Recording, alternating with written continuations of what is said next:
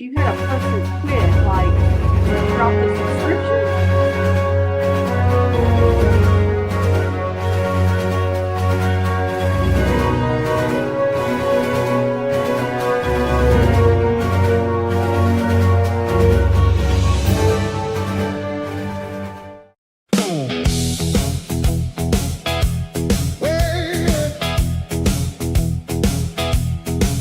Talking Rasslin, time to go. Ring the bell and start the show.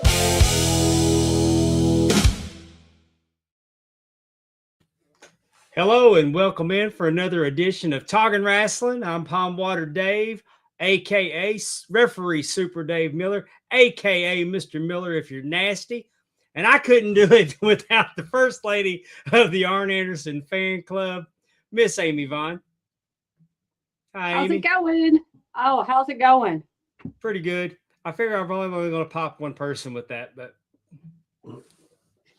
if I get a text, I'll know it worked. Little Hi, Jimmy's already in Jimmy. the little Jimmy's first in the chat. I'm glad to know that he got home okay. I believe everybody got home okay. I haven't heard of anything, of any difficulties except for you all like going through the rain. Oh, it was bad. But it was all right with me because Stephanie just refused to let me drive in it. So Oh, she wanted to be in control. So I tried sleeping because I don't want to see it coming. But it took us down through Alabama. Hey, Willie. Hey, Coach Keith. They took us down through Alabama and the trees were falling out into the highway. oh my gosh, you're kidding. Megan, we missed you. Harry Man, you had such a Staley, good did y'all time. see Ronnie Millsap in Nashville? He didn't see you. No, he didn't. But we heard it. We heard him on the radio, right? I'm I sure feel we like did. that was playing. I feel like that we heard that. Hey, Megan. It was a hell of a weekend. Yes, Hell of a weekend. it was. It was really good. We had a good time. You see, you missed Friday night, and Friday night cannot be topped. From what I understand, no, I don't think there was any. Yeah, I don't think you could top that unless you bring them back and had more stories. Yeah, but I'm just saying that it's the PG-13 on the My World with PG-13. It wasn't My World, it was Curtain Jerkers. Curtain Jerkers with PG-13. Yeah. I'm just saying there's probably an hour and a half. If we get 6 minutes out of that podcast that they can air. Right. It was just so much gold. But the line of the night was the line of the night with Karen Jarrett said she had a hot opinion about female reporters on the sidelines. I guess that we all know about New England's coach and all that. Yeah. But and JVL goes, "You can't fuck an elephant and cover the circus."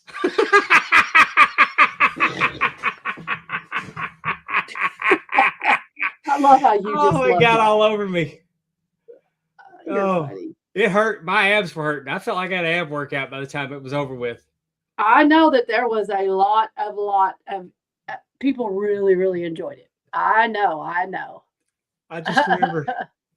I will say that Jamie Dundee goes. He told a story about two big girls showing up at his door, and he told them, they go, "We got the wrong room." He goes, "No, you don't. Come on in and get naked." And they did. He goes, and one was 350 and one was 380, and that's 730 pounds of bitch right there. I missed, believe it or not. And that's all I'm going to talk about. I can't go. I mean, it just was like, it was. You got to be there, right? These are the things you got to be there for. Yeah. If you missed something special on Friday night if you weren't there. What I'm talking about, of course, if you don't know, Ring Classics over at ringclassics.com has a tier. It's called Backstage Pass, and experiences are cultivated, curated, cultivated, whatever you want to call it. In January, we had Eric Bischoff's power plant weekend. We had a tour of Atlanta, and we had wrestling school with Buddy Lee Parker from the power plant, brought Elix Skipper. It was, rated PG's rated NC-17 at best. Yeah. But what they do is, so, I mean, we had that. We went to FCW. We went and toured AFX Studios. It was a whole thing. And then it was decided then that we would, in May, we'd have Jeff Jarrett's Asylum weekend in Nashville. And everything was centered around Jeff Jarrett's 40 years in the wrestling business and heavy in TNA content. And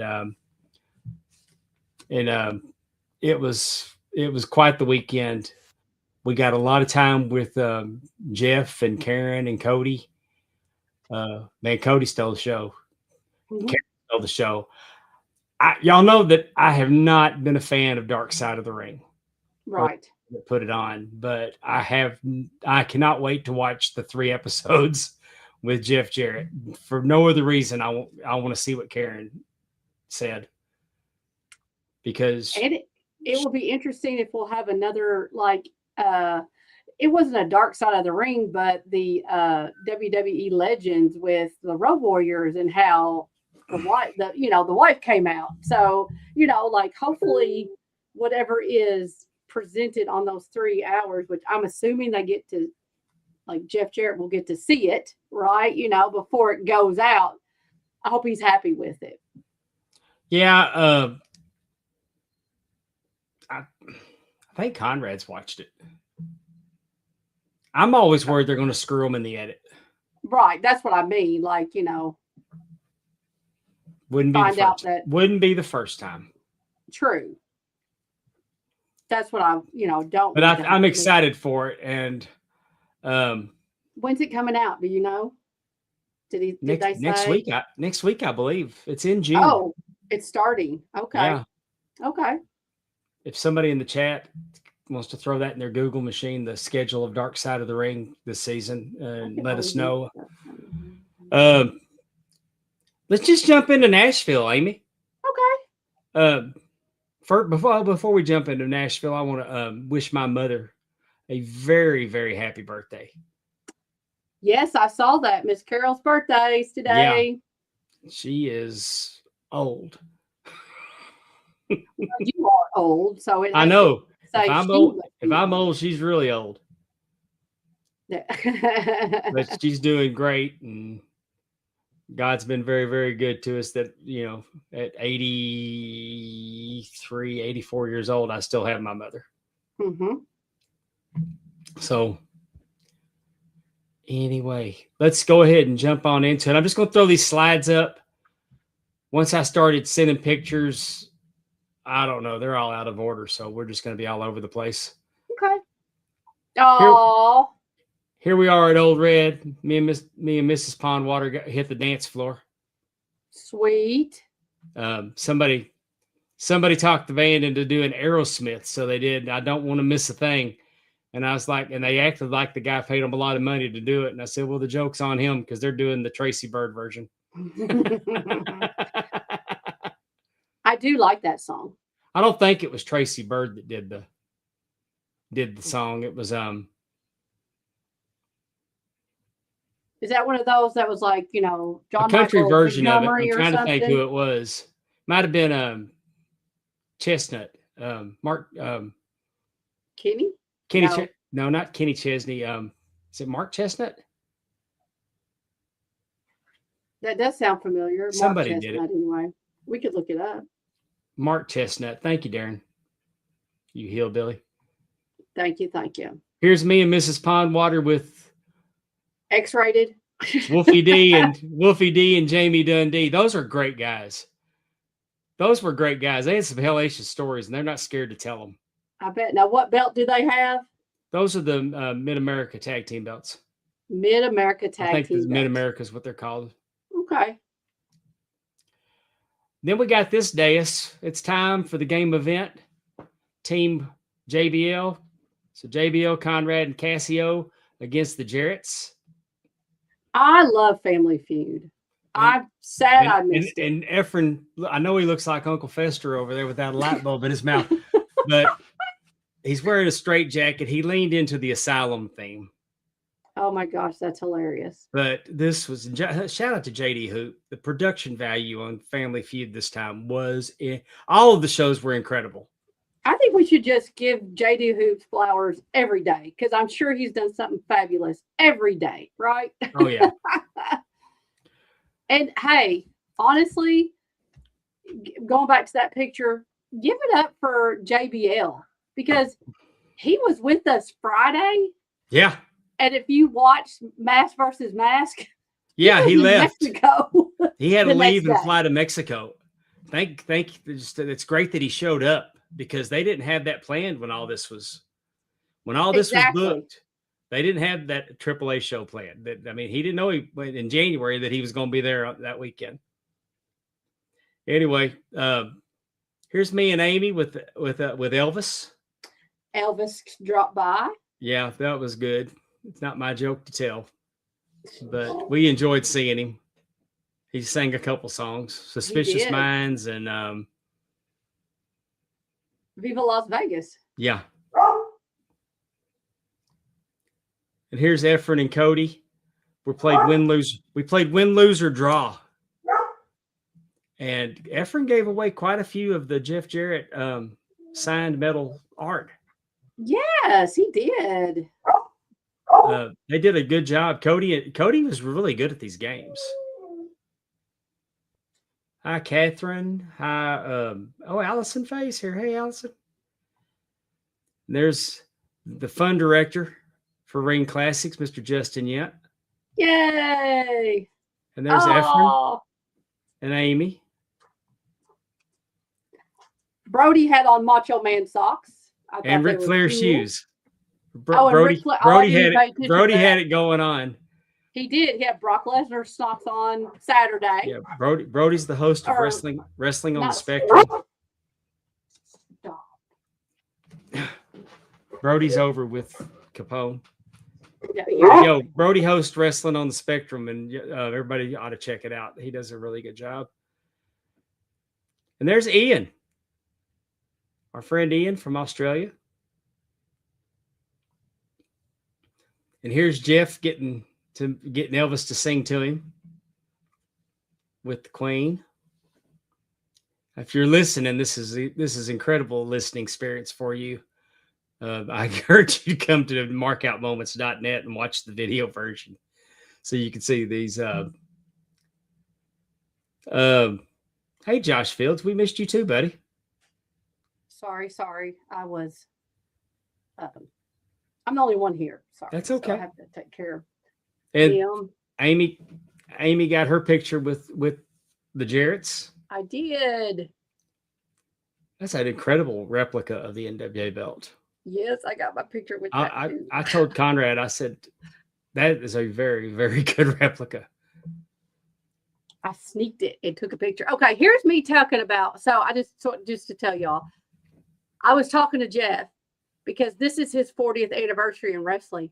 I literally have watched him because I started off really watching Memphis wrestling. So I've been on this journey with him. And so we talked a little bit about that, being funny. That seriously, like I watched him when he was, when I lived in Paducah and Mayfield, and he knows those little places. He's been to them, but we've talked about that before. But I have been on this journey with them. I thought that was kind of fun. Yeah, I'm trying to. I assume you showed Ian's picture. I saw Allison say it. What did she say? She just said Ian. Oh yeah, that was Ian. I'm gonna put a poll up. Amy was wearing a Four Horsemen shirt and would not let Jeff sign it. Nope. Because Amy doesn't believe that Jeff was a horseman. So nope. If you think that yes, Amy, Jeff was a horseman, put number 1 in the chat. And if no, Amy is right, put number 2. You can't vote, Amy. I didn't. Talking Rasslin did. Mark out moments. Oh, that was dirty, Amy. That was dirty. I did not. See, look at all the smart people here. You stop it. You stop voting. You stop voting now. I'm gonna put some more twos in. Use the number, Jimmy. Coach, come on. You know better. Option 3. Here's me and Amy. Yeah. Oh, there I am. We got. Go ahead. Go ahead. You do it. I was just gonna say, I did not know much about Chris Harris. I really enjoyed listening to him. Proud of him. Very happy for him. I do feel like I felt a little awkward because I felt like, not in a bad way, but it was one of those things that's like they never talked about something and they were talking about it, and I feel like I should go do something else. Like I need to look away, like they're talking about his contract. You know what I'm saying? Yeah. And I just kind of was like, I think I should look away. Like I don't know if I should be here. It was just funny. Well, I'm gonna tell you the story that with him and Jeff, that Jeff got emotional about, and oh my gosh. I mean, there was that was a deep episode, and I'm looking forward to them airing that.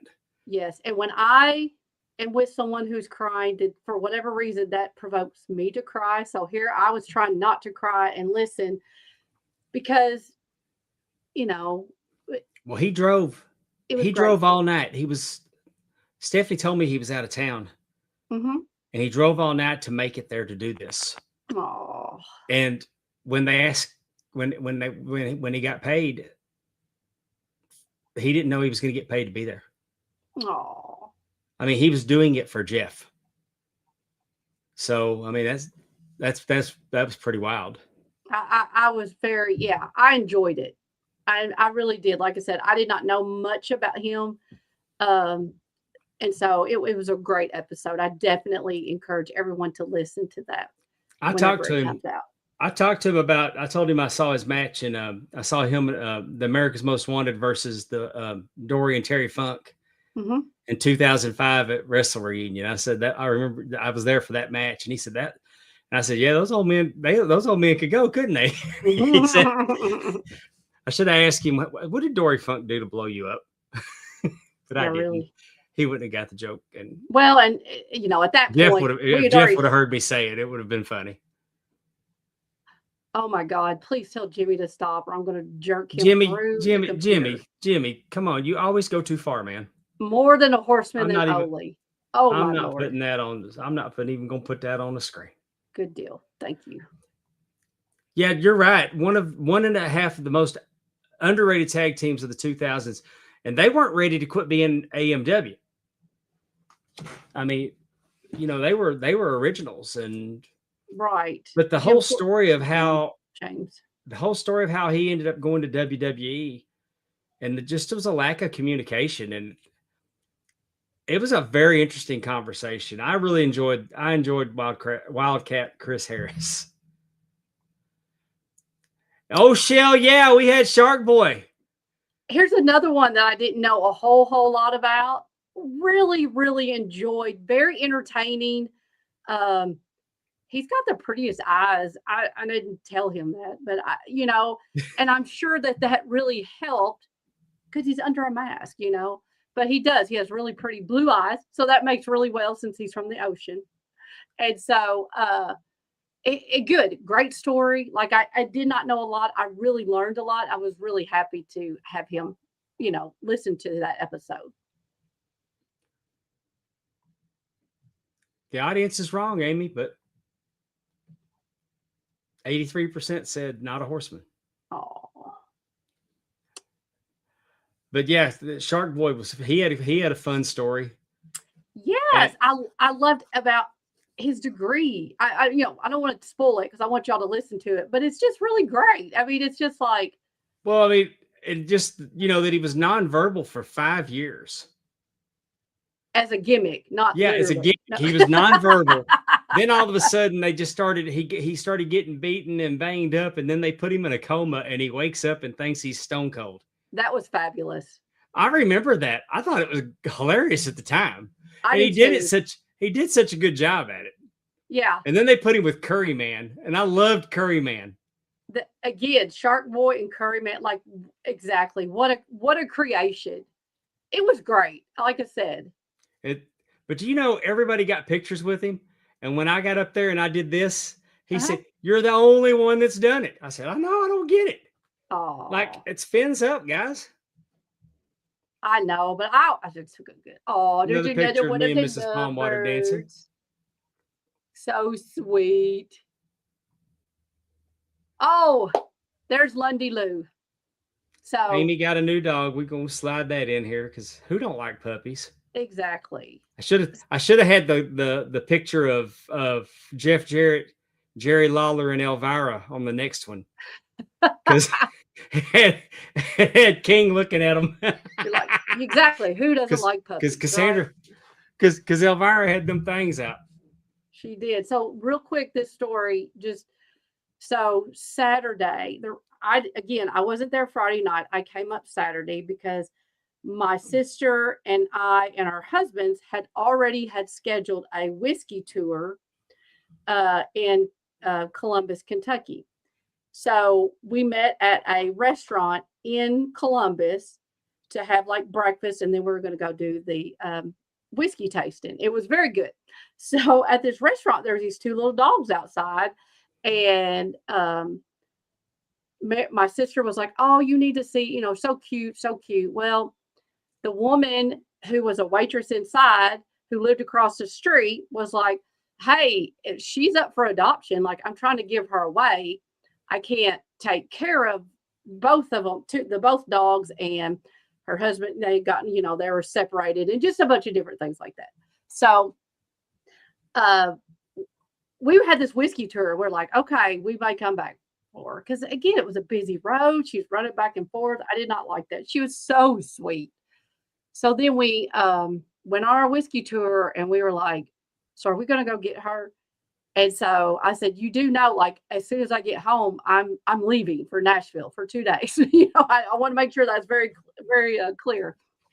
And he goes, yeah, and so we went back and we got her, and her name is Lundy Lulu, after the great and powerful Arn Anderson, aka Martin Lundy. And she is the sweetest girl. She's learning how to be pottied, and she's just adorable. And this is her today. She was taking a little nap. She was tired. We played and all that good stuff. So that's my new baby. I still have Capone. He's still thinking about her. He likes her. He definitely is wore out. I mean, he's like sawing logs. She'll keep him young. Oh, yes. And they're always fighting, playing. He practically had her whole head in his mouth, not like hurting her, but just, they're like, doing all that. Good day, Ben. Hey, Kevin Davenport. Because she was part of this weekend, even though she. I see T-Weaves here. Hey, there's Coach Rosie. Good seeing Coach Rosie this weekend. Yes, Kevin's here. Did you feel like Coach Rosie was a little stuck up with hang out with us? I'm just kidding. Was on, so I know that's more probably his forte. I'm just screwing with him. That's the bus we got on. We got on a bus tour, and then we went all over. We went all over Nashville. Jeff showed us everywhere. We saw where the boys were hanging out. I mean, where the boys were staying, the apartments where Stone Cold ate the potatoes. I think too, and I will say this again, in these experiences, this is the second bus tour, and I know that this is stuff that you want to be on. Like these, I mean, Jeff Jarrett guided the tour. So like you were literally getting those little tidbits, things that you'd heard, people that were there. Eric Bischoff, he guided the tour in Atlanta. So, so again, that's what makes, I think, part of it, which makes these weekends so phenomenal, is that you get to hear these little tidbits, those things that you want to hear. Those are the type of fans that are going to love this kind of stuff. We drove through the neighborhood down to the lake, and we saw Jerry's house that he bought from George Jones, where George and Tammy lived. And he talked about people had the boys would come and get their money from the house. And then he drove us around to another neighborhood, and he showed us where the house that Jerry built at where the Kamala promo was filmed, where they did stuff there at the barn and on the property, and beautiful area. And of course, he said all that was farmland, and Jerry started developing it, and he showed us where his first house was a few down and it just showed us where the kids went to school and drove us all over. We went to the television studio. I love it. We went to the television studio and pulled up to the gate, and Jeff was able to get them to open the gate and let us go in. Got security. Told him who he was. Right. And then Conrad said, "You think you can go up there and get me in the building to use the restroom?" The Nashville Fairgrounds. We took pictures, and we went downtown, and we saw where the TNA offices were and where they moved to, and heard stories, what was going on, why the necessity to move over here, and just all that was going on. And we went by the municipal auditorium and heard, stories about that. And of course, we all been there 4 years ago for Ric Flair's last match. I mean, we just had a nice tour, and we ended up he showed us where the fairgrounds were. And there was what was built there. And then we went over, and then we saw where they were building the new stadium. And then we saw, but they then we went to the new fairgrounds, and we went and spent a little time at GalaxyCon. Yes. This last slide is as they were playing Family Feud. What was funny, that look on Bradshaw's face is when he realized that the first question was, name a TNA pay-per-view. And they asked Jeff first. Like, hey, Jeff, name a TNA pay-per-view that you named. And JBL just stopped short of saying, I didn't watch that shit. I didn't even know they had pay-per-view. I was busy. I was wrestling. Josh Fields, I agree. You need to come back. A great time. You will love it. Same thing, Catherine, Willie, all of you all. Oh yeah, and we went to an amazing restaurant. Was it McCall's, Coach? It was good. Do you have pictures of who you met at GalaxyCon? I got them sprinkled in here. Okay. Here's there's JBL talking to Karen, and then we got a run in from the Godfather. Yep. How great was that? Papa Shango. So Cassio and JBL had Godfather on the curtain jerkers. ML Rose. ML Rose is what it was called. Thank you, Coach. And man, he was so much fun to listen to. Was he at GalaxyCon? He was. Okay. Yeah, we weren't sure he was going to make it over, and apparently GalaxyCon wasn't that good this year because a lot of talent left early. So he came over, and man, he was great to hang out with. Just such a good guy. And we got some stories too. We got lots of good stories out of him.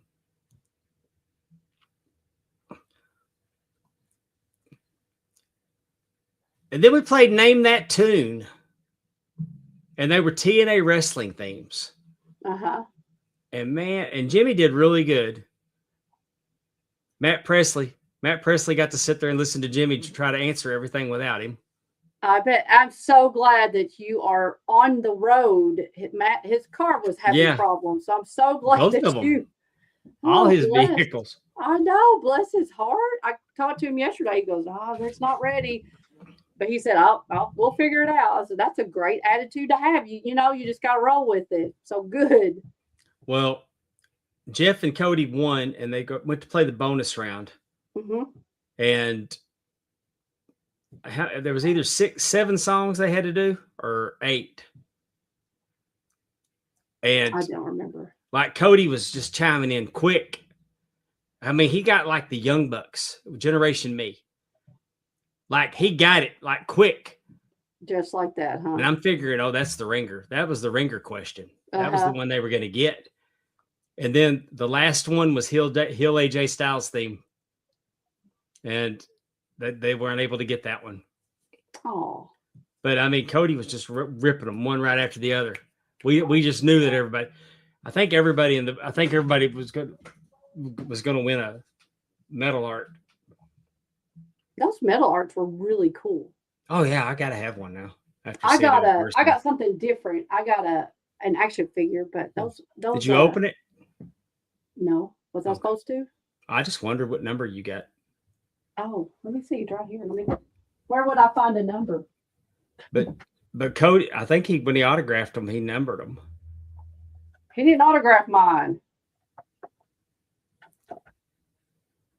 I think he autographed this is from Efren. The actual figurine.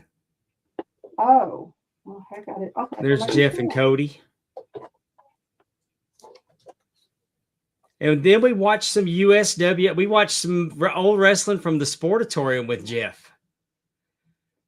And y'all know I popped for that. That's Taurus Bulba that you can see on the screen there.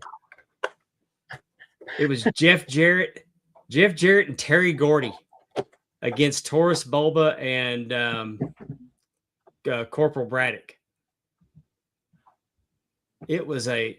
What year? Do you remember? I'm going to say that was 88.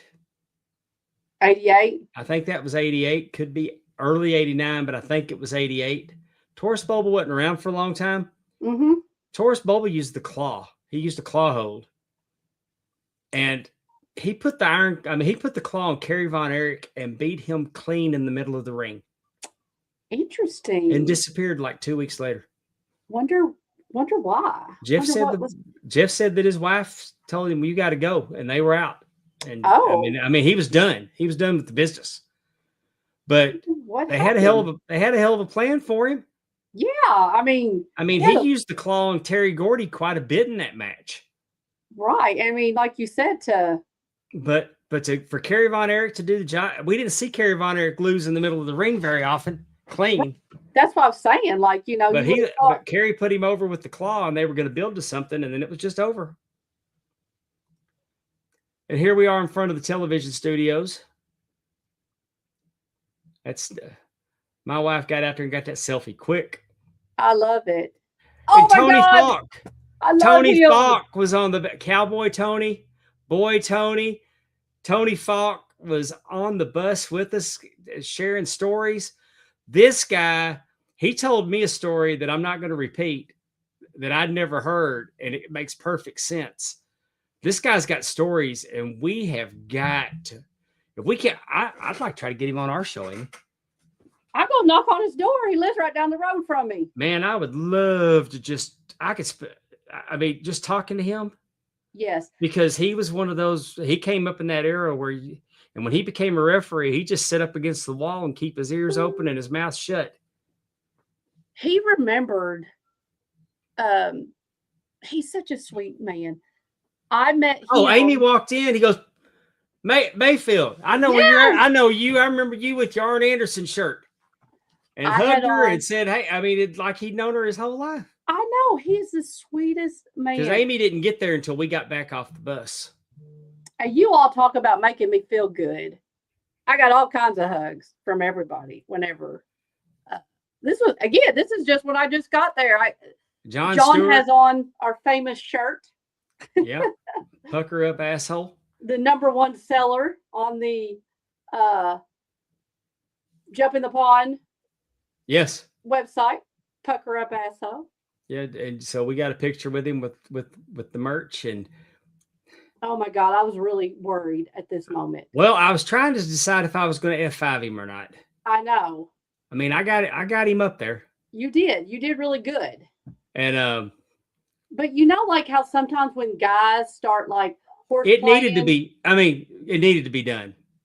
Well, yeah, but what I was afraid of is that sometimes like when guys start horse playing, like one of them gets aggravated, and then like all of a sudden they're F5ing each other through tables. Amy, or, you know what I mean? I don't normally throw people on my shoulders to F5 them if I'm aggravated.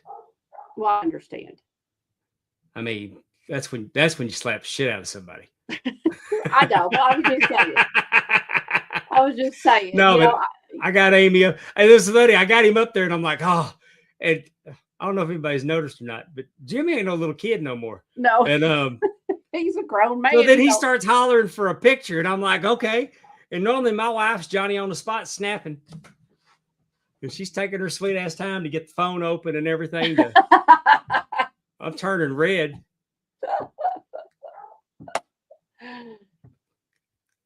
Then we had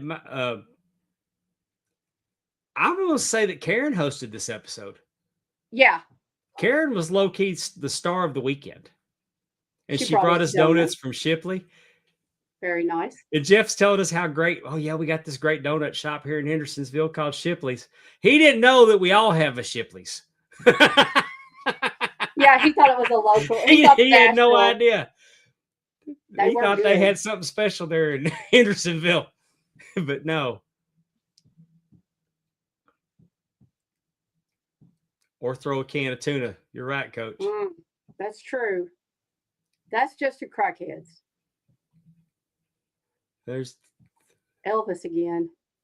Elvis made quite the impression. He gave out, scarves and everything. He was there for a reason, and it was to pop 5 people, and that's all I'm going to tell you, but it worked. 5 people. There was 5 people in the room that knew what was going on. There they are. Yep. We got our picture taken with them. Anytime we see, I love Jeff Jarrett. Yes. He is such a good guy. He's very nice. And there's so much about him that people don't know. I mean, he does a lot. And let's just say that when he does it, there's not a camera around. I'm not downing anybody that does good things, and even though they do them when it's on camera. But you don't know about all the good stuff that Jeff does. Right. And you know what? That's the way it should be, honestly. I do not like when I see, which I understand the spirit. I appreciate that. And I think even now, like our young kids, like they just think that's what you're supposed to do. I do not like when I see a child getting, another child, like whatever, the tennis shoes that they wanted or whatever, and they're filming it. Like, don't do that. But again, I mean, it cuts both ways. Sometimes I'm not saying there's anything wrong with it. I'm just saying it doesn't always. I mean, I'm just saying that not every good deed that everybody does is published. Right. Well, and like I said, I think our kids, like that's just what you do. Like, I don't think it, you know what I'm saying? I mean, they're still doing it. Like right now, our friend Rebel has got ALS and there's no cure. Mm-hmm. And, she's saying that, she's not giving up. I mean, she knows there's no cure, but that she's not giving up hope. Right. And, she thinks that I Am ALS Foundation is the one that's probably doing the most. And we're all praying for a miracle. But so, yeah, if you do something, yeah, by all means, go to rockforrebel.com. That'll take you to the AEW Rebel page where 100% of everything there goes to ALS. Tony Khan has stepped up and done that with the merch, plus everything else he's doing. He's talking about doing Fight for the Fallen for ALS. I mean, and of course she's getting the best medical care because of Tony Khan. So 100%. We were doing that on our site, and we just decided we'd pivot since Tony Khan's doing it, and that's probably a bigger and better platform to do it on. 100%. So I just pointed Rock for Rebel over. So go to rockforrebel.com, and that'll take you to the AEW Rebel merch. It's a shirt, it's a little wristband. So, and that's something that when you do it, show everybody that you did it, so everybody else will do it too. There's me and Steph with Elvis, and when me and him had a really cool discussion about, Elvis's suits and the fact that with there. And I proposed to my wife why I Can't Help Falling in Love with You was on. We were sitting in a restaurant, and I was going to pop the question that night anyway. But when I heard the song, I thought ahead to Take My Hand, Take My Whole Life Too. Because Oh, I can't help falling in love with you. And that's when I did. I took her hand and I gave her the ring. And so sweet. Who knew? You hey, have a sweet side. just call me Mr. Romance. Next week, I'll do that. I'll add Mr. Romance to my many You names. should. But you were talking about Cynthia Parker, right? Olivia Walker. Olivia Walker made some of his jumpsuits. Lord, where did I get that? I mean, you can look at Rick's robes. You can look at some of Rick's robes and see, and then you can. There was no doubt. I think that she made the Aloha from Hawaii jumpsuit. I'm pretty sure that's the one. But I mean, I know she made more than one. But there was. He also told me there was another maker that did it too. Yeah, yeah. But you can definitely, when you like, if you go find a magazine with just pictures of Elvis, you can pick out the. If you're a wrestling fan, you'll recognize which ones Olivia did. Exactly. Yes. I thought that was kind of cool, that kind of crossover. Yeah. Oh. Sunday morning, I had to have a nap, y'all. And of course, when I fall asleep at an event, there's always somebody there to take a picture. And look at your wife. She did it too. She's the one that did it to me and sent it right to Casio. And then, I didn't pass out. I put my feet up on the chair in front of me, and this was all natural senior citizen taking a nap. And I took a nap at the Royal Rumble too. So, and Efren, I think Efren took a picture of me asleep that. I think I slept through Roman Reigns match. I'm amazed you can sleep. I couldn't sleep sitting up like that. I can sleep anywhere. I ain't got to that age yet. I bet I can go to sleep during this podcast. Oh.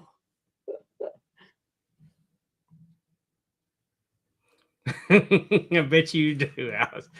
But I think I'm not. I don't drink anymore, so this wasn't because I party too hard or anything. I mean, I was actually on my second monster of the day when I fell asleep. Right. You're probably used to taking a nap on Sunday, right? Like I like to take a nap on Sundays. Yeah, this was like halfway through church, so yeah. Halfway through church. If I was, but she let me sleep here. In church, she'd have throw that elbow to the ribs. Exactly. Yes, you should not be sleeping in church. I agree with that. Coach Keith, thank you for that. It's nothing wrong with taking a nap. Exactly. Except I stole his gimmick right in front of him. And there we are with Chris Harris. And there's Jeff and Shark Boy. There's me and Mrs. Pondwater with Shark Boy. And I threw that fin up. That's how you do it. That's right. And the man that made it all possible this weekend, Mr. Conrad Thompson. And there's, hey, I'm gonna tell you what, Efren is. He's the straw that stirs the drink at these things. He's the master of ceremonies. He worked his ass off. We had 3 games. Yeah, three games. And next year at the Royal Rumble, at the Top Guy Rumble, he is going to try to give away $20,000 playing the game event. That is fun. $20,000. We had $10,000 on the line this year. Yes. Dave McClay won the $5,000 the first time, right? Was it a $5,000 No, or no, $1,000? it was $1,000. Okay. It was $1,000 first year, and he won it. Yeah, that's what I'm saying.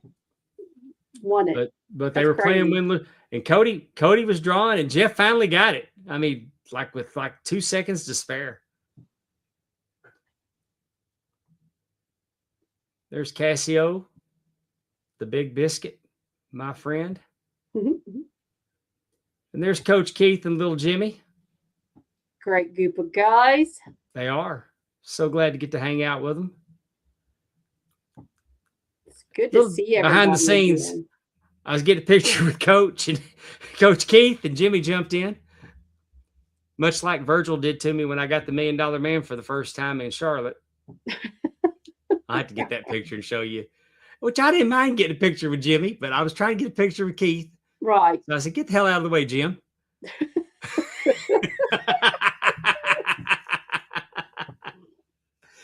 I got my picture with Coach Keith. And then we headed downtown. That's right. So notice the sign that we got our picture taken in front of?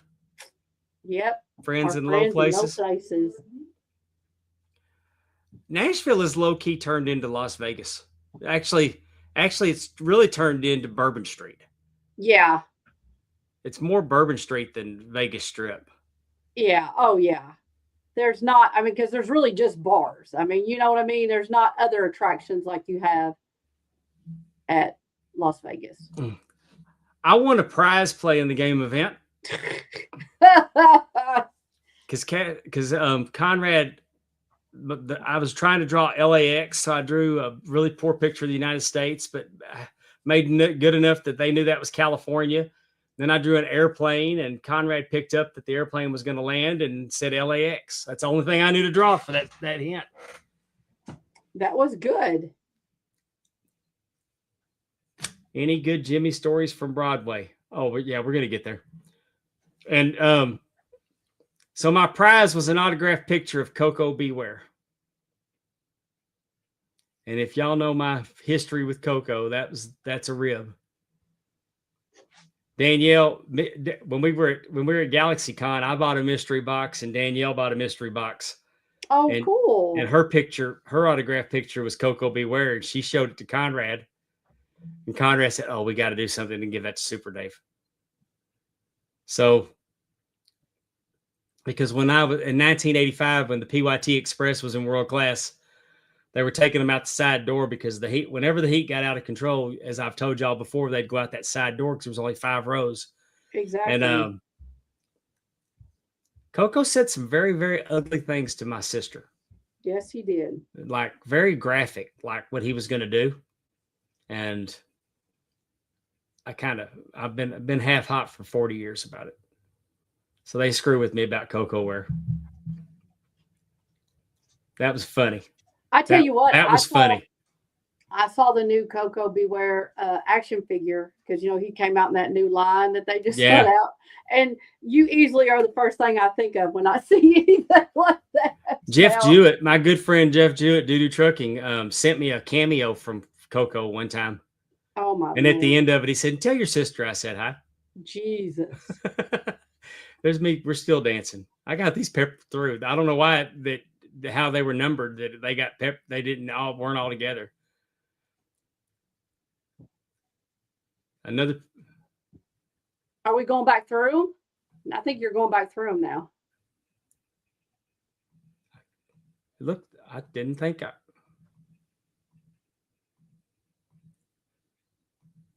Where's the other picture? Of what? There it is. Oh, there they are. So we get to GalaxyCon, and look who's there. First off, I ran into Caleb Conley. Caleb Conley was up at the front.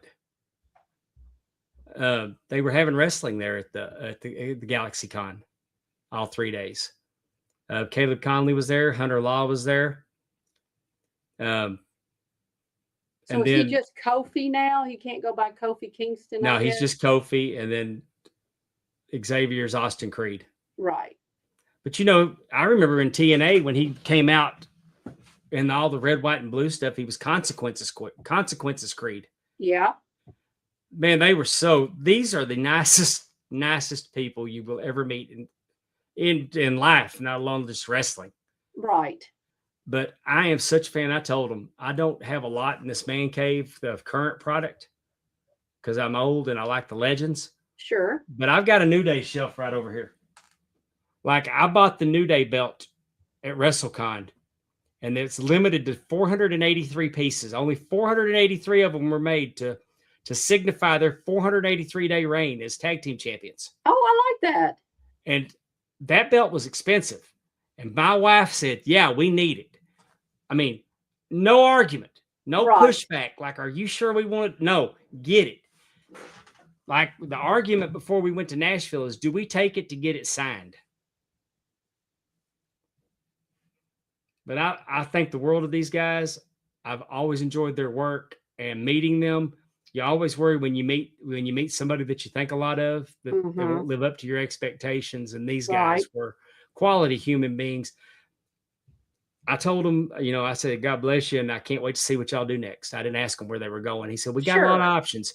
He goes, but we haven't ever been allowed to do this, and we're really enjoying hitting these conventions I because bet. And they're playing video games. You can play them in a wrestling game against their own characters, and I think you win something if you can actually beat them. But they're selling chops for $75. I'm not getting chopped. I bet. But no, they were great. And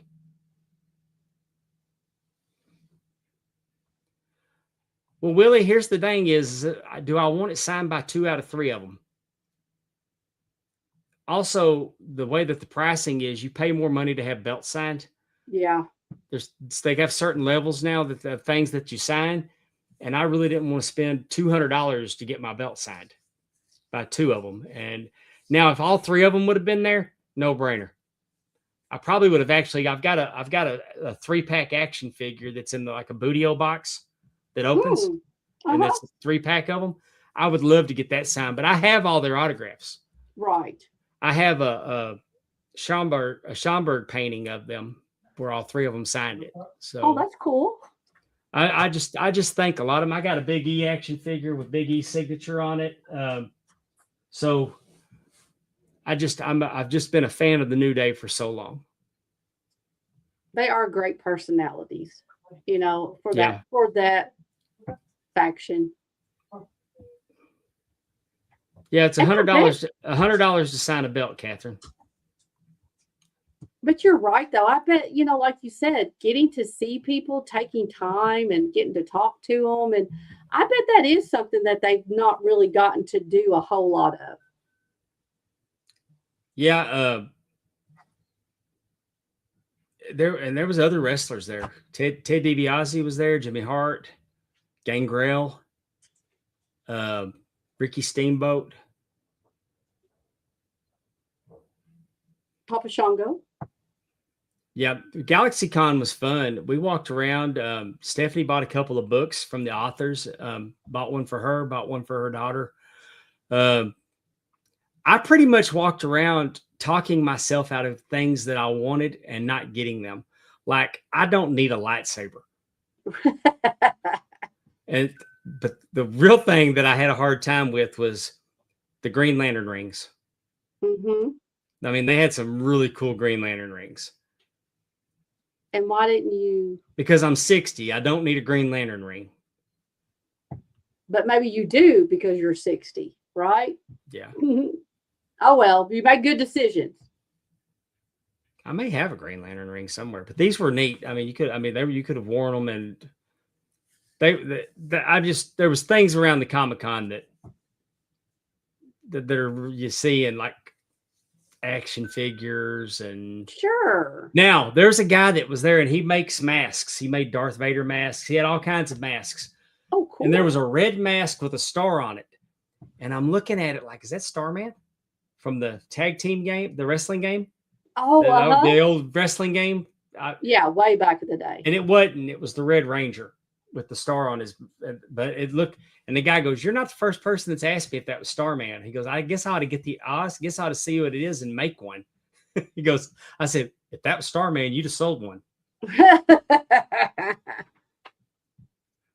You ought to see me wearing that Starman mask the rest of the weekend." That would be cute. But speaking of Starman and masks, let's talk about mask versus mask. Oh, El Grande Americano versus the OG El Grande Americano. That was the best wrestling match. yes. The best wrestling match I've seen in recent memory. I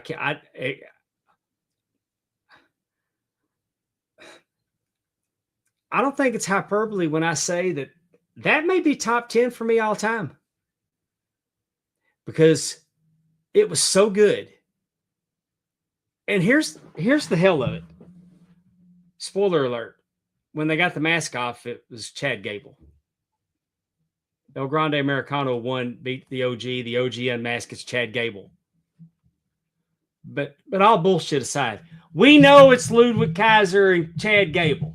Right. Everybody knows it. We know it's Tyler Everybody. Bates. We know it's But Pete Dunne. we are in a fevered pitch for mask versus mask to see who we already know is under the mask. And it was done so well. But I'm going to tell you, it was a hell of a match. But the part that got me was after the match that Chad Gable brings his family into the ring, and his son's wearing an El Grande Americano mask. Mm-hmm. And as Chad takes his mask off, the kid takes his mask off too. And then Chad starts talking, and he keeps rubbing that blood. He keeps rubbing that head, and that blood just keeps going. But he talks, and I can't tell you what he said, but you can go find it on YouTube. That's the hell of this. Is these AAA shows are on every week on YouTube. And these are, I mean, we had the War Raiders win their tag titles down there. Yep.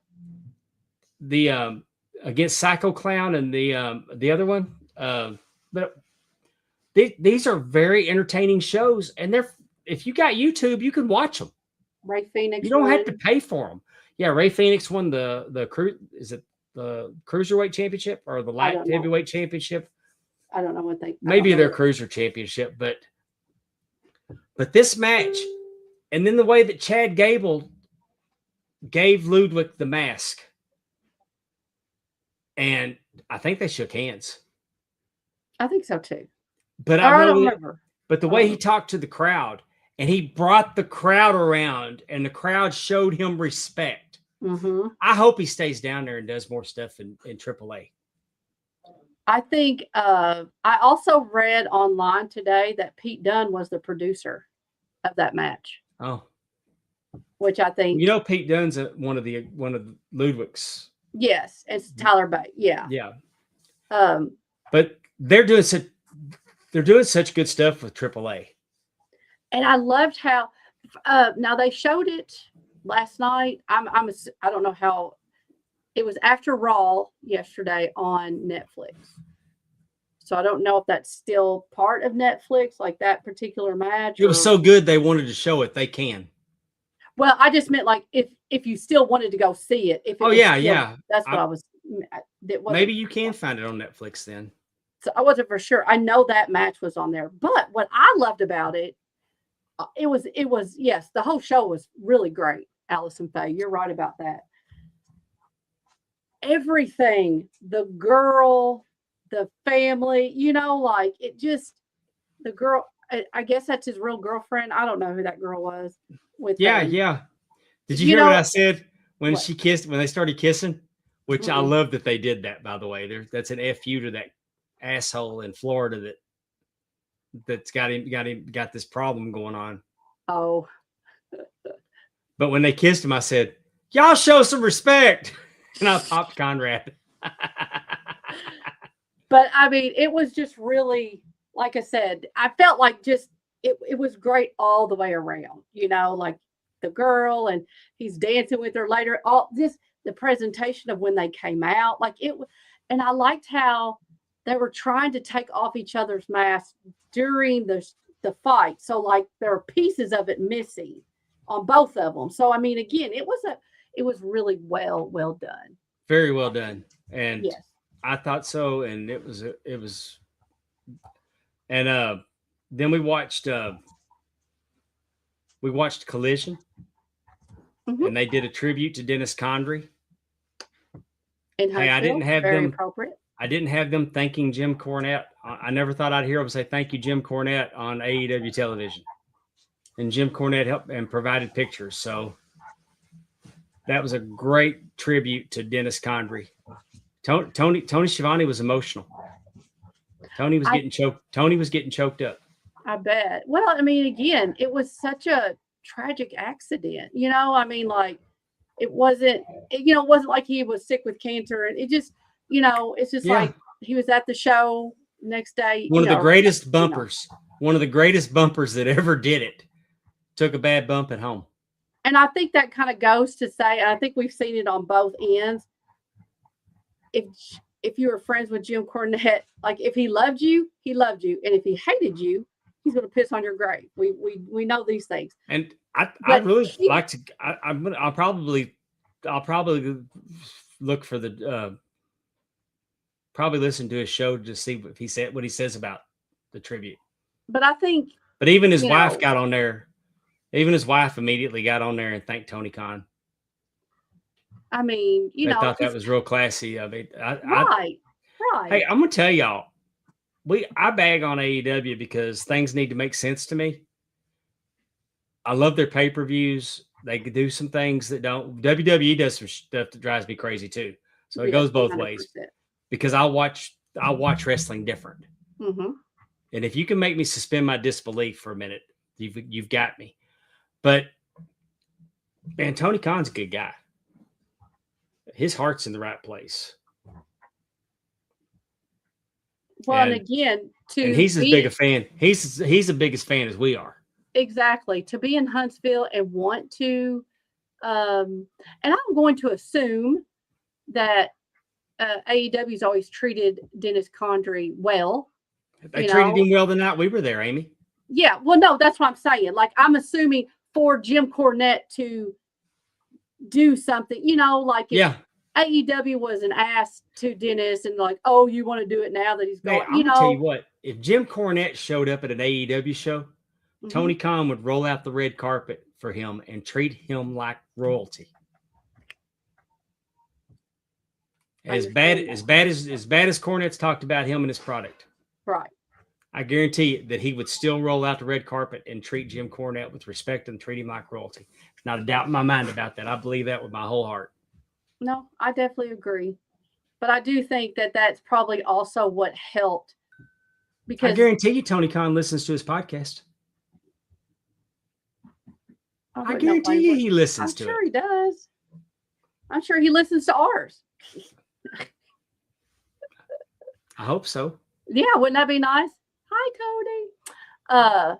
But yeah, I mean, I think, if AEW hadn't been respectful to Dennis Condrey, I don't think Jim Cornette would have done anything, remotely like that.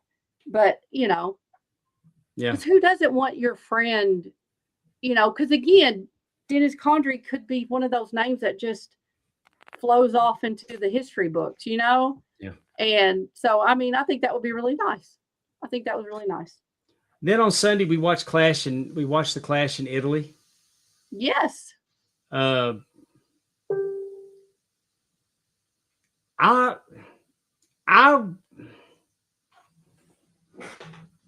This one wasn't a good one for me.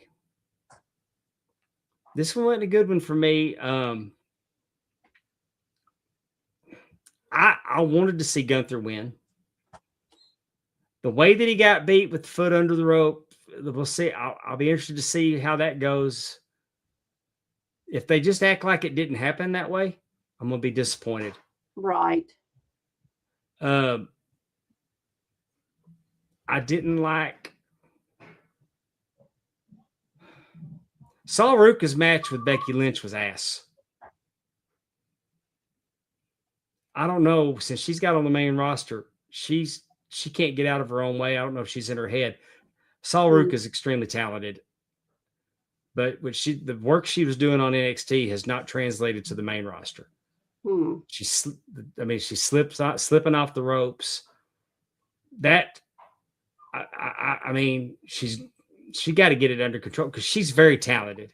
Sure, she is. That was not a good match. I don't remember parts of it, so I don't know what I was doing. Yeah, I mean, she tried to do that whole back thing and dive out of the ring and caught the top rope, but I've seen her do it before. I've seen her do those. Right. Gymnastics is her thing, and I don't know if she's just in her head now.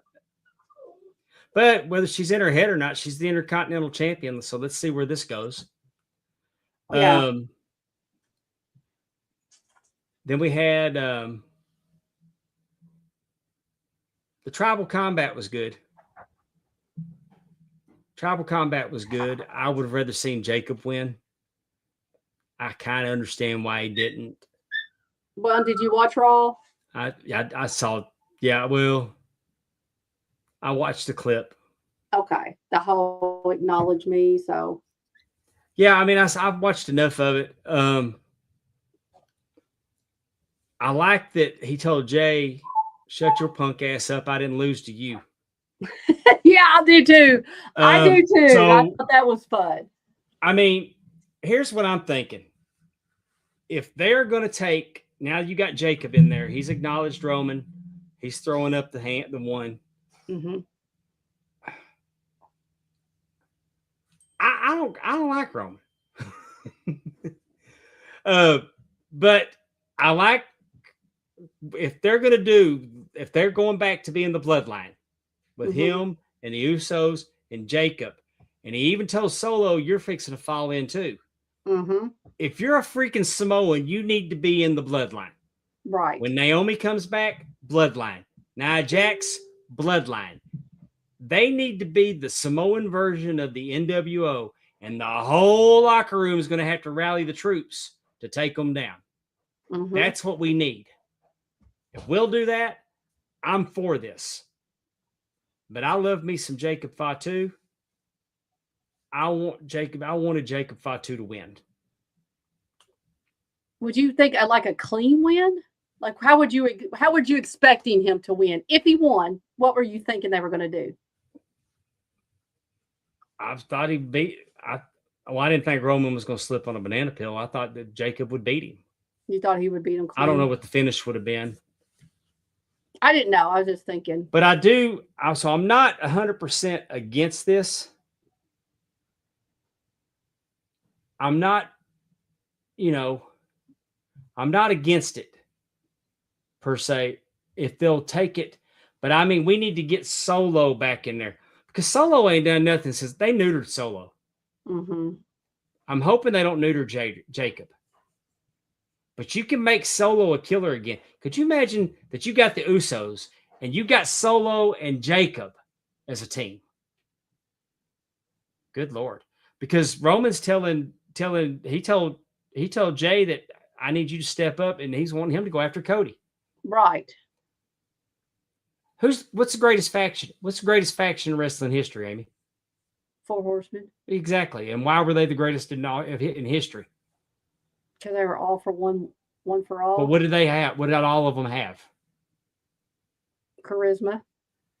I don't know if I'm not answering your question. No, but they all had the gold. Okay. Yes, they did. They had all the belts. Yes. They had all the belts. They were dominant. And they could talk their trash and back it up. 100%. And yes. I would be for the bloodline doing that. Like everybody, like you got to get everybody on the same page. Mm-hmm. And then we've got the NWO versus WCW. But this time maybe we'll get a finish out of it. Mm. Because there was never a finish to it. But you could have all of your other superstars, your Oba, your Trick, your Cody. Right. Yeah. I mean, you get them back. And while we're at it, while we're going bloodline, we need to put Sammy back in there too. Poor Sammy. He ain't never been better than he was when he was with the bloodline. True. But if you have all those other Samoans, I don't think you put Sammy. He's honorary Uce. I get that. He's not just an honorary Uce. I'd bring Sam Roberts in to be their personal announcer. Because Roman made Sam an honorary Uce. Hmm.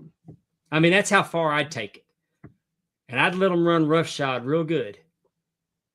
But then everybody, even the people, could you see Paul Heyman rallying the troops to go against the bloodline? Could be interesting. Yes. That could be very interesting. We're booking the territory right now, Amy. Heck yeah. Everybody needs to share this and tag WWE. And you know what? That would be really interesting because you got to think, Lash Legend and Nia are tag team partners, but if you got one, you know what I mean? You could see a lot of flipping. Like Lash Legend could go babyface. If that, you know what I'm saying? They all beating up on Trick, who's her husband. All those Samoans. See what I'm saying? Yeah. I'm for it. Somebody mentioned, I can't remember who it was, if it was Jon Stewart or Adam. I can't remember who was saying it, but I think it was a great idea. they said that this is obviously before Jacob acknowledged, but they said, wouldn't it be cool if you had a Samoan lumberjack match? So you had Roman and you had Jacob in the ring, but you had all Samoans. So everybody, from ones that retired to current were around the ring. So that way, if anybody left, they just threw them all back. I think that said, because they were talking about how, who was it that was talking to me about this? Was talking about how this is how they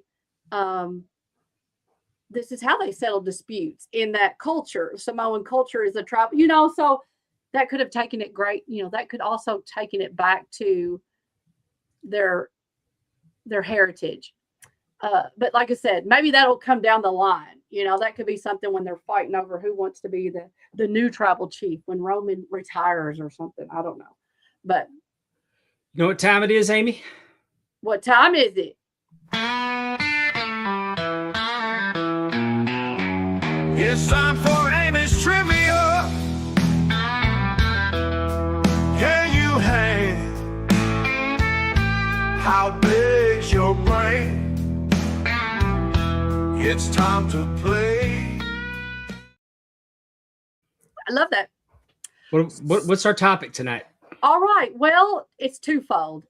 Our trivia is on the Honky Tonk Man. Because, number one, someone thought that's who was coming in the ring. It was in the ring. It was not. Yeah. Or like Santino Marella likes to say, the honky tonky man. The honky tonky man. The honky tonky man. And also, June 2nd is the anniversary of the day where he actually won the Intercontinental title. It was a taped show, so it showed up later, but he actually won it on today's date. Did he really? Yes. You know what else happened on this day? What? 2004? 2004. Jeff Jarrett became the king of the mountain. Oh, I did not know that. Yep. So Roy Wayne Ferris, better known as the Honky Tonk Man, was born January 25th of what year? Was it 52, 53, 54, or 55? Coach Rosie's already picking B. That son of a gun's old. I'm gonna go 54 just to be different. What year were you born? 66. 66. Okay. Amy's going 52. Allison Faye. We are only 5. What? I think we are 9 days. Did I say Amy? You did, but we're 9 days apart in birth, so Allison, excuse me. Okay, we got. So we got all the bases covered. Let's see who's right. Oh, it was Coach Rosie, 53. There you go, Rosie. Good job. Good job. Before getting into wrestling, Honky Tonk Man worked in what profession? He was a chef. He was a real estate agent. He was a teacher, or he's a bail bondsman. What was his profession before getting into wrestling? Chef. Coach Rosie's saying a teacher. Teacher or a bail bondsman. I want to say bail bondsman just because he seems the type. I was going to say, what could you think? What do you think he could have been? You're going to laugh. He was a teacher. He was the gym teacher. He was a teacher. And he was the football coach. Got his degree in education at the University of Memphis. Did not know that. In what promotion was the Honky Tonk Man gimmick born? Was it in Memphis? Was it WWF? Was it in Stampede? Or was it in the AWA? I think I want to just say that he showed up in the WWF that way, but he may have done this character in Memphis. What promotion was the Honky Tonk Man? Coach Rosie's saying the AWA, but I don't think I ever know. Willie's saying Stampede. Coach is saying Stampede. WWF. Or everybody's saying Stampede. Go with the crowd because they are correct. It wasn't Stampede. He was tag team champions up there. The Honky Tonk Man won the WWF Intercontinental Championship on an episode of which television program? On June 13th, 1987. So again, I told you how he won it on June 2nd, but then it was taped and broadcasted on June 13th, 1987. Was it the Superstars of Wrestling, Saturday Night's Main Event, Primetime Wrestling, and Wrestling Challenge? Willie's saying it's Superstars of Wrestling. So again, I told you how he wanted. I would have guessed. I would have. Allison agrees with him. I'm gonna go ahead and agree with him too. I was gonna say Saturday Night's Main Event. Oh, it's always good to go with Willie, because it was the Superstars of Wrestling. It was a show that happened in Buffalo, New York. That's crazy. That I know, because the Intercontinental, changing the Intercontinental title was a big deal back then. Yeah. Well, I'll tell you, this is the story that was talked about. Let me make sure it's not a question. Apparently, Butch Reed was the one that was supposed to win that day, and he was a no-show to the show. So, must have had some issues. So threw in Honky Tonk Man. Honky Tonk Man did a great job. I mean, he was a very good Intercontinental champion. He was a very good heel. People definitely did not like him. Yeah. And made it that more fun to watch his match, hoping that he was going to lose, right? Yeah. He blocked me on Twitter. Honky Tonk Man did? Yeah. Why'd you say to him to make him do that? I told him that he was upset about something, and I told him that that Conrad was taking up for him. That's all I said is, hey, Conrad was taking up for you, and he blocked me. I don't care. I'm not online searching for Honky Tonk Man content. I understand. Willie just completely spoiled the next question. So let's go to the next question. Which wrestler did the Honky Tonk Man defeat to win the WWF Intercontinental Championship in 1987? Was it Ricky Steamboat, Tito Santana, Randy Savage, or Brutus Beefcake? I'm going to guess it was Ricky Steamboat. For the same reason, because he wanted to leave early, like he did at GalaxyCon. Oh, yeah, he might. I mean, if you're not getting any money, might as well, right? Yeah. Ricky Steamboat. Oh, I'm teasing you, Willie. You didn't know, babe. All right. How many days did the Honky Tonk Man hold the Intercontinental title? Was it 450 days, 452, 454, or 456? How many days did he hold the title? I'm going to guess it was 452, but I'm guessing. Let me preface that by saying I'm going to guess. Allison's going to guess 454. Mm-hmm. Rosie's going for 450. And you went with 452? You know why I picked 450? No. Because he's all up the Hardy's ass and they do a 450.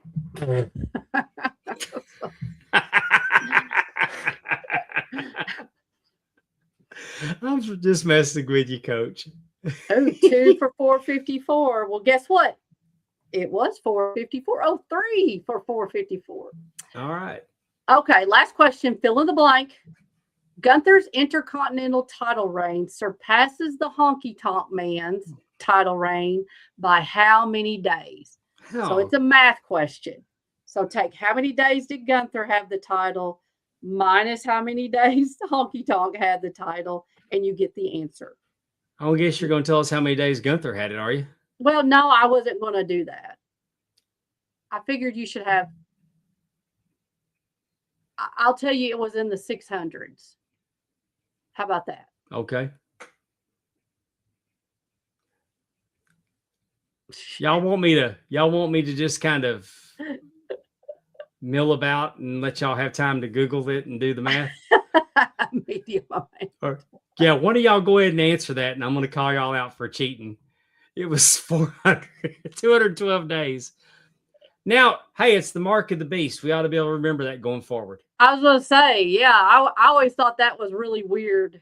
Willie's I don't know saying why, it was like, 655 days. Superstitious or whatever. Was it really 666 days? Yeah, 666 days.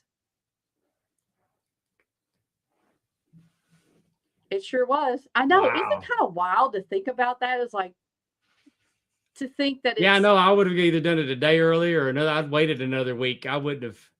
I know. Maybe that's just being, like I said, maybe Are being you too one of those people that superstitious. if you're total at Dollar General 666, you tell them that you buy like a piece of gum or something?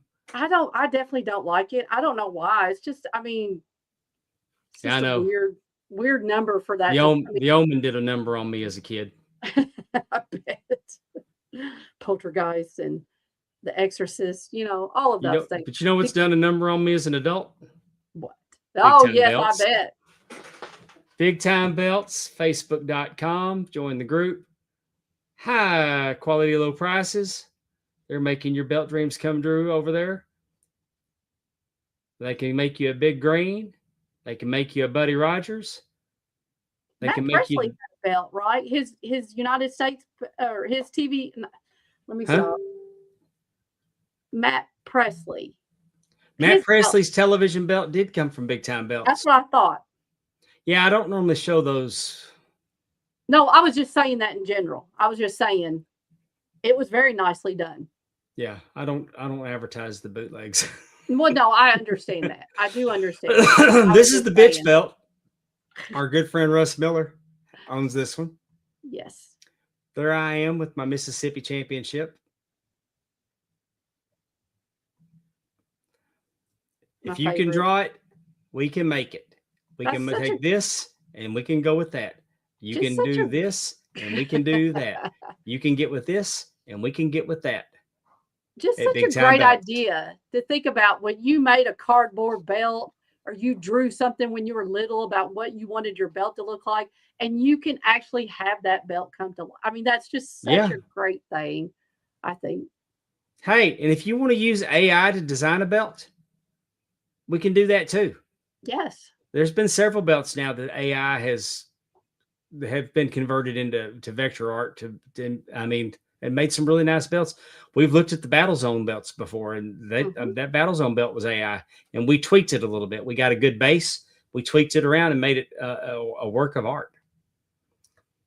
There's the Orioles belt. There's a wedding belt. I can't wait till my tag team belt gets here, especially after seeing the clips from the Midnight Express holding them. Uh-huh. So I'm excited about Big Time Belts coming through for me again.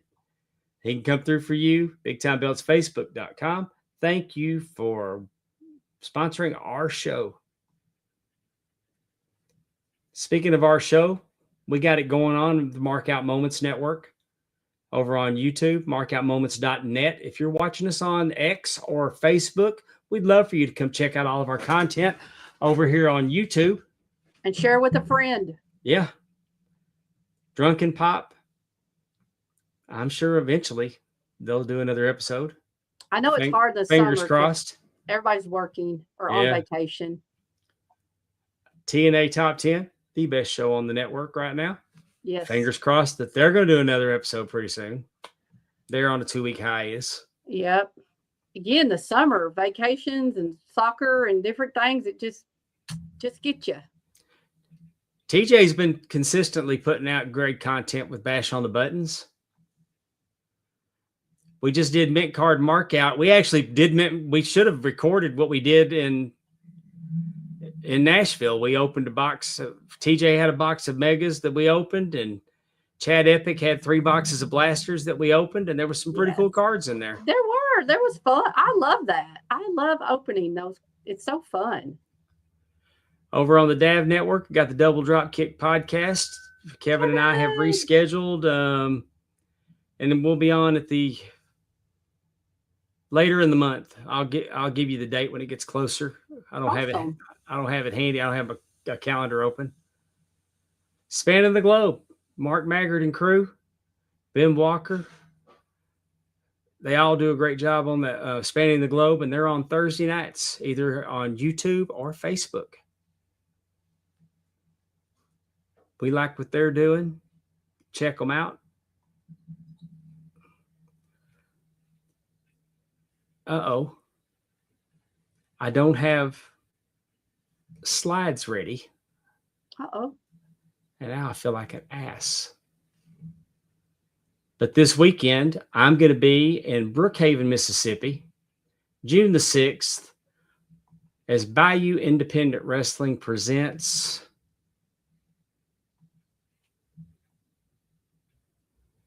Smile at Death.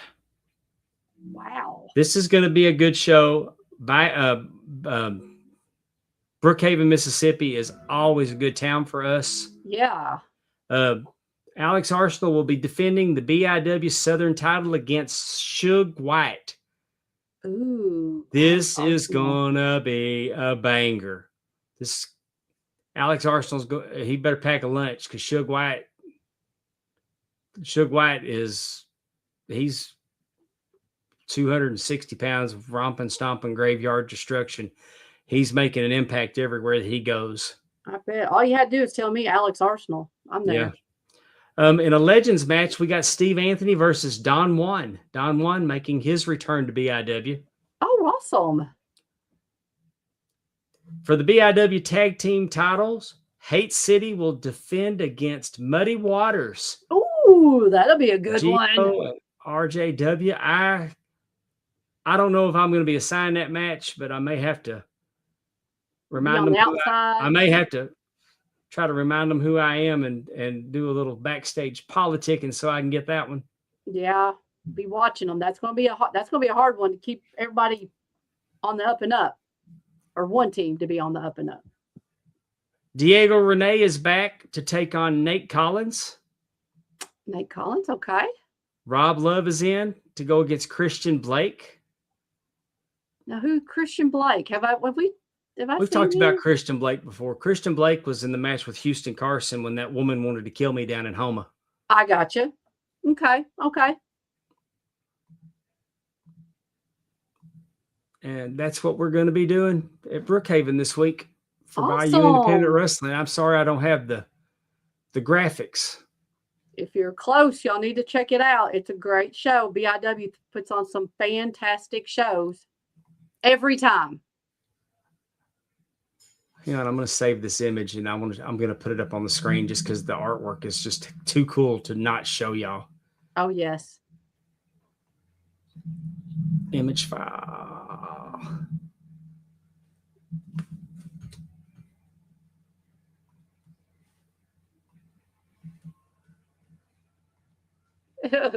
Smiled to death. It's looking like an old horror movie VHS.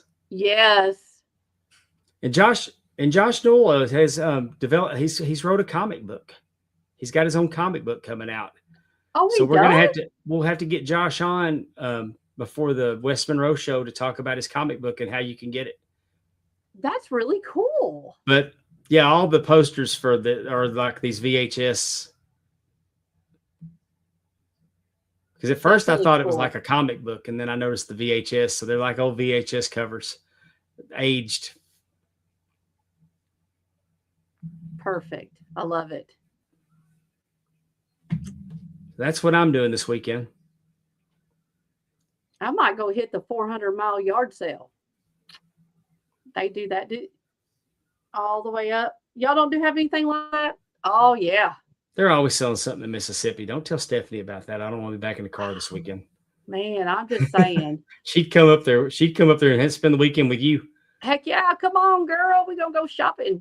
I don't know what's all, Willie said a woman wanted to kill you. How'd you get so much heat? I was down in Houma, Willie, and it was a title match where Houston Carson was defending against Christian Blake, and Christian pinned Houston Carson, but they were both in the ropes, and the referee made the count. I came out, and I told the referee what happened. The referee restarted the match. Houston rolled him up, got the pin. I'm sure he cheated. The crowd was pissed at me for causing the reversal on the decision. The woman looked me in the eye. She goes, I don't know where they got your old ass at. They need to send you back. I hope you effing die. Mm. Then she proceeded to try to come around the guardrail, and security had to get her and hold her back. At that point, I told my wife, who was taking pictures at ringside, to go get the truck and pull it around back because I wasn't working the main event. I was leaving. I was going to leave before the main. As you should. Because that hoe she was looking to ventilate me. And I think getting stabbed is about the only thing that I got left when it comes to violent crimes committed against me. True. And I think I'm okay. I don't feel like I've missed out on anything. You could be like Arn Anderson talking about Spider, the 83-year-old woman with the cane who. Oh, we didn't talk about Pit Viper and Anna. Oh Lord. Oh, so we're down. Sorry about that, y'all. So we're down at Old Red's. Here's what we did. We went down. We were going to eat because we're all hungry. Right. And we walked around. We went down Broadway, cross street, came back up. We're looking at all the neat bars and stuff and listening to the music playing from inside. And so we end up at Kid Rock's. Mm-hmm. And it's a nice bar. 100%. And that band was probably the best band we heard as we walked up and down Broadway. Problem was it was just too loud. I mean, like the noise, the volume was so loud that it was actually physically hurting Stephanie. It was hurting her chest. And you couldn't hear. You couldn't order because you couldn't hear the waitress. So we said, hey, we can't, it's just too loud for us. And you know what? I hated to leave because I grew up in an era with t-shirts that said, if it's too loud, you're too old. It was a hell of a setup though. I loved the bar. I loved it. And we left and we went to Old Red's. We like Old Red's. We always end up at Old Red's every time we go to Nashville. Now, and also preface this, it's like 7:30. Like it is not, 10 o'clock, 11 o'clock at night, know, it's 7. Okay. But we went in and the band that was on there at the time we came in, they were pretty good. And but then that other guy, Ben Law came out and he was really good. Yes. And very personable, very fun. But there was a couple. Well, actually, it wasn't a couple. There was 3 of us, 2 guys and a girl. Maybe a throuple. We don't really know. Yeah, I mean, we don't want to know. We weren't the only ones speculating. Like we made new friends. We all had our. And this sounds horrible. We're just sitting over talking about people, and I got pictures, but I'm not going to post them. Yes, that's probably good. I thought about it, but this girl, she might have weighed 85 pounds soaking wet with her clothes on. She was a tiny little thing. Yes, she was. So for the purposes of this story, we're going to call her Anna. Last name Rexick. But she was dropping it and turning around and dropping it down and shaking it. And she had a skirt on, and I bet you she didn't have no breeches on under that skirt. She was also, though, if you watched her, she was strumming. Like she was playing the instrument. She played air guitar. She was really getting into it. Like thrusting her hip forward and kicking her legs out wide. And the bass player was laughing because she was down there in front of the guitar player, but she was having a good time. And that's the one thing I want to tell y'all. Well, we are making fun of her, but she was having fun. And she didn't have no cares in the world. Well, I don't think we're making fun of her. And we're just like, I named her 7 o'clock. And it's like, like you really act like, yes, she definitely looked a little woozy. No, she was drunk. Yeah. We've all been there. Yes. And then she's with this guy that's got he's wearing a denim vest that says Wrangler on the back of it and Pit Viper. Pit Viper looked like a band logo. So we're calling him Pit Viper. He looks like Joe Dirt and I think he looked like Axl Rose. Like he could have been if Kid Rock, Joe Dirt, and Axl Rose had a baby, it would be Pit Viper. I'm certain that he owns a Python or a boa constrictor, and if he's not driving a car with T-tops, he's got one on blocks in the yard. And then we got another guy, he's wearing sunglasses, and I'm gonna call him used Q-tip. Oh. Well, because his hair and it looked like a used Q-tip. And he just had on like a shirt and jeans, but you're right. Both the guys had sunglasses on. Never. They were too cool for the room. Too cool for the room. At 7 o'clock. Like Yeah. I said, I guess I keep going back to that 7 o'clock because I'm just like, oh. Yeah, we're pretty. This old woman came over. She goes, "What do you think about Pit Viper?" She goes, "I think they're both doing her." And this woman had to be. She's older than me. Is that the one that was having the 40th anniversary? Yeah. I thought so. Yeah. It was right behind us. Yeah, her and Stephanie bonded over Pit Viper. Oh. But they were having a good time. They were from Chicago. People watching is just such a fun activity. I'm just glad it wasn't me. It's normally always me. That's true. I am glad it was nobody in our group. Yeah, it was fun. We were trying to pump Jimmy up to go over and ask her to dance. I'm glad he did not fall for that and just sat down. Don't get. I think Jimmy could have took Pit Viper and used Q-tip.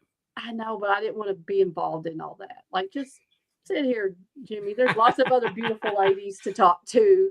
No, I didn't want no part of Pit Viper. I'm pretty sure that he had a knife. One of those ninja butterfly knives you get at the dollar store. I mean, you get at the gas station. Oh, Like, hey, give no. me that strawberry pineapple vape, and let me have one of those butterfly knives. Exactly, and probably practices it out and stabs it on the table. Nashville's a place to have a good time. They were having fun. Have a good time. They were having fun. God bless them.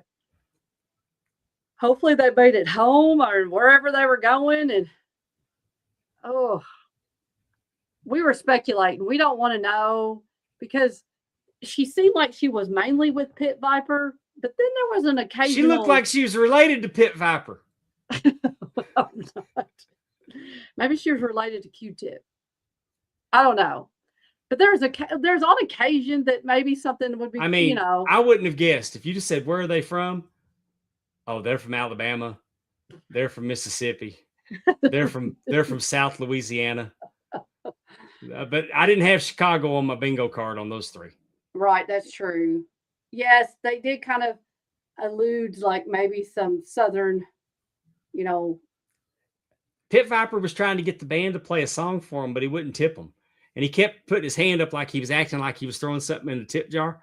Oh, yeah? Yeah. Oh, I did pay attention to and that. I'm like, man, I hope they don't play Sweet Home Alabama. I knew that's what he's going to ask for. No, they asked for some. Actually, they did. Pearl Jam? Who was it? No, they asked for What did they ask for? Jimmy, what did they ask for? It was But it was grunge, right? I mean, it was it began with an S. It was Slipknot. I don't know. No, I don't think it was Slipknot. It was I don't remember. I don't either. I'm sorry. Like I said, but it was not. It was nobody that I'd ever listened to. I mean, I'm familiar with them, but I couldn't. With a gun to my head, I couldn't name a song. Yeah, I don't know. Like I said, we had it fun. was a good song, but it was just one of those things. It's like that's not. But that place has turned into Bourbon Street. Like there was a girl from Ireland that went up and she was asking the band to play these Irish songs. That whole table behind us. But then when she went and sat down, it's like she was posing for an album cover. I looked over, and the way she cut, and she had her leg. She kind of had her leg out with the skirt pulled up, where you could see her leg and her boot. She's wearing boots, but I mean, it was like an album cover pose. There's no way she could have been comfortable sitting like that. Oh, there were just like that. I forgot who sings it, but it was just like, just talks about all the different people. There's all kinds, and we saw everybody. We saw everybody there. It was fun. It was fun. People watching this. Our server was cool. Yes, Ethan was cool. And Jazz was cool over at Kid Rocks. And yep. But it was fun hanging out with you and Jimmy. We had a good time down there. I wish everybody else would have gone with us. I know. No, it was fun. It was fun. We had a good time. Music was good. Food was great. I enjoyed my sandwich. Oh, I had that meatloaf and Brussels sprouts and mashed taters. You can't beat it. Good. Jimmy had nachos. It was bison meatloaf. Oh, really? Jimmy I've never had anything bad to eat at Old Red's. Yeah, me neither. I mean, I'm biased. My daughter does work there, so yeah. And I like to go to Nudies. Yeah, Nudies isn't a strip club. If you don't know, when you see Porter Wagner or you see Marty Stewart or you see any the old country western people that would wear the sparkly suits and stuff, sharp dress ones. They called those nudie suits because the person's name was Nudie that made them.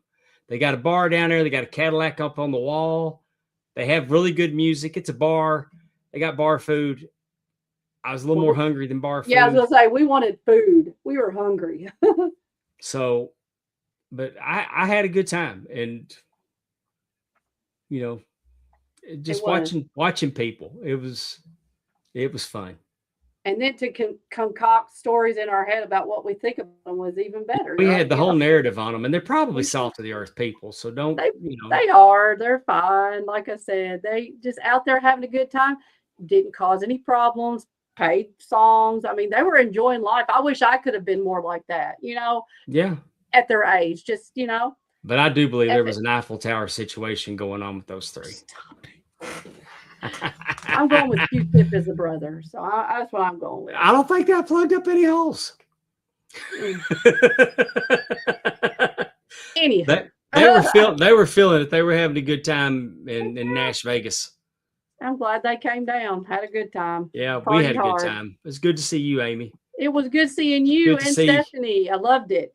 It's good to see everybody. There's those of you in the chat that were there. I loved seeing y'all. Those of you in the chat that weren't there, I wish you would have been. Yes, we see you all. We talk to you. Y'all missed it. I talk to Pondwater every week, but man, it's just so different getting to see each other in person. It was just such a good weekend.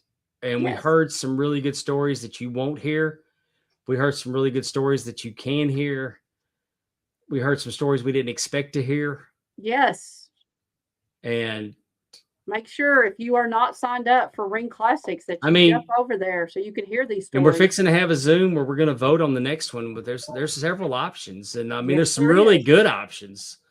And I mean, they're not just confined to the United States. That's right. That mass versus mass, man. I cannot wait until we get the we start voting, because I mean, we have all kinds of opportunities. Exactly. Like, I'm going to make it a priority to get my passport, just in case, because a lot of those that were mentioned will come around again if we don't. But to have access to some current wrestlers, some wrestling legends. It was good for me to hear that America's Most Wanted's out there tag teaming again on the indies. So we're going to leave it right there. Again, happy birthday to my mom. Happy birthday to my little granddaughter, Aubrey, yesterday. I saw that. And happy birthday to my grandson, David, tomorrow. David's going to be 16 years old tomorrow. Can he drive? Where's he, in Texas? Yes. Yeah. Is that because here in Kentucky, you can get your permit at 15 and get your driver's license at 16. Do you know what it is there? Is he going to get? It's the same, 15, 16. Okay, so he could go get his driver's license. Yeah. Crazy. You like that? You got a grandson who can drive? Maddie's fixing to start driving in a couple weeks. She's fixing to be 16. Oh my goodness. Isn't that crazy? And she got a Jeep. Ooh. So, yeah, I mean, no, I'm not excited about my grandkids driving. I understand. But they can handle it. But we're in birthday season in my family. Understand that. June, we have several birthdays too. My sister, my nieces. Yeah, it hits in June, hits in July.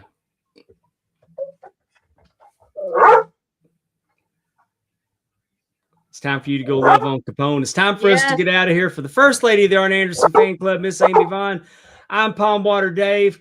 We will see you here next week on Mark Out Moments for Talking Rasslin. Good night, everybody. Talking Rasslin, time to go. Thanks for watching our epic show.